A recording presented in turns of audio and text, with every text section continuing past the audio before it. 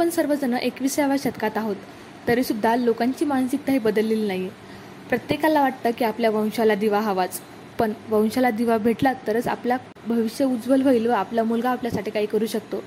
पण या सर्व गोष्टीला छेद देऊन छत्रपती संभाजीनगर शहरामधील प्रियंका राऊत ही पोलीस दलामध्ये भरती झाली आहे.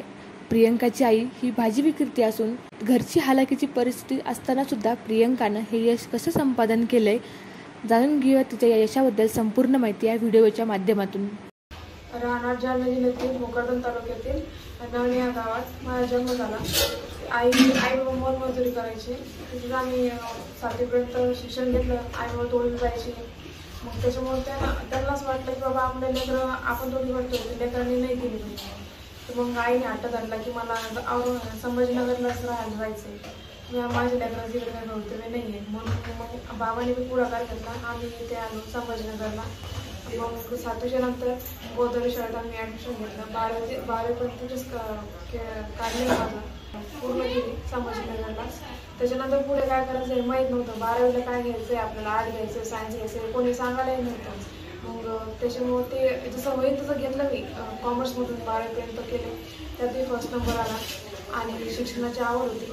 पण नेमकं पुढे काय करावं हे कोणी सांगतही नव्हतं, आम्हालाही समजत नव्हतं. 12वी झाल्याच्या नंतर जस्ट माझी मैत्रीण बोलली की आपण नर्सिंग करू. त्याच्यासोबत मी नर्सिंगला ॲडमिशन घेतलं. पण एवढं काही मदत करिअर वाटलं नाही की आपल्याला आपण जे करतोय ते 4-5 वेळा आपल्याकडून काही होणार नाही.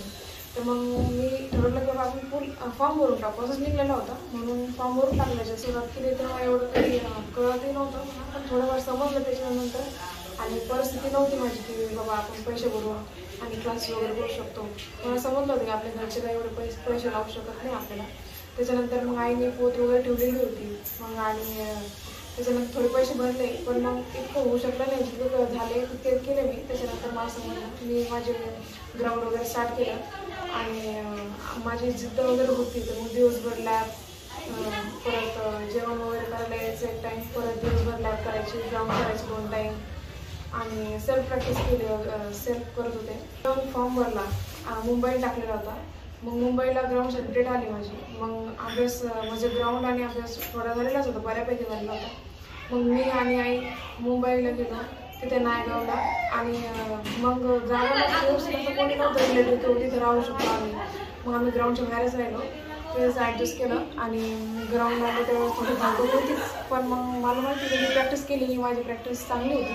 नंतर पेपरची डेट आली, ग्राउंड कळायला आपलं किती आलेलं आहे. त्याच्यानंतर डेट आली पेपरची. ते माझा अभ्यास छान झाला. तर रात्रंदिवस एक केले मी त्याच्यासाठी.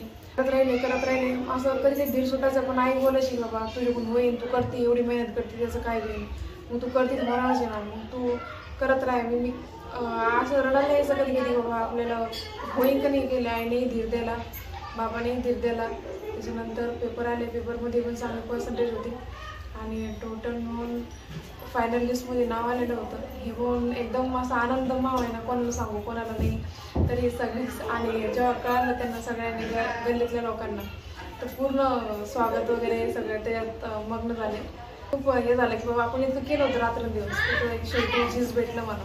वडिलांनी इतकं कष्ट करून शिकवले की तळमळीने आईला वाटायचं की बाबा आपल्या मुलीचं काही, बाबाला वाटायचं की काहीतरी करा मुलीने. शेवटी त्यांच्या इच्छा पूर्ण झालेली आहे माझी बी. तर आता नोकरीला लागलेले त्यांचं काहीतरी, आता त्यांना सपोर्ट करायच्या नंतर. आई वडिलाकडं पण काम, शेतीचंच काम करत होतो आणि लग्नानंतर पण मग थोडीच पहिली 4-5 वर्ष नाही ना. तिच्यामुळे तिकडं गाव असं वाटत होतं की आपण केलं ते लेकरांनी नाही करावं, म्हणून आम्ही इकडं गावाकडून औरंगाबादला राहायला आलो. ते काम केलं काही दिवस, 4-2 महिने. नंतर मग हे भाजीपाल्याचं करावं लागलं हळूहळू. हिच्यामध्ये जमलं तरी पोराला शिकलं, त्याच्यामधूनच पोराला शिकवायचं, घरातलं पण चालवायचं. लोकायला वाटतंय पोरगी पाहिजे, पण पोरीनंच आमच्या शिकून खूप कष्ट केले आणि शिकून ती तिच्या पायावर उभी राहिली. त्या पोरीनंच आमच्या घरामध्ये दिवा लावला आणि खूप आनंद वाटलो तिला लागली म्हणून.